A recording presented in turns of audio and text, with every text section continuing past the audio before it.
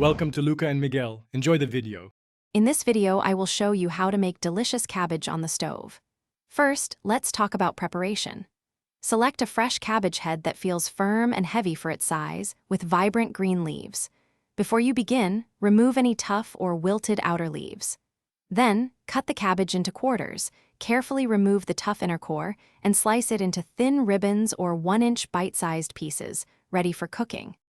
Now, let's get cooking. Heat a large skillet over medium-high heat. Add 1 tablespoon of olive oil and 1 tablespoon of butter. The combination adds wonderful flavor. Once the butter is melted, add your prepared cabbage, along with about a half teaspoon of salt and a 1/4 teaspoon of black pepper. Sauté the cabbage for 10 to 15 minutes, stirring occasionally until it becomes tender and begins to caramelize with a lovely golden brown color. To perfect the taste, you can add 2 minced garlic cloves during the last minute of cooking, stirring until fragrant. For a touch of brightness, a splash of 1 tablespoon of apple cider vinegar works wonders, or a pinch of sugar can balance the flavors.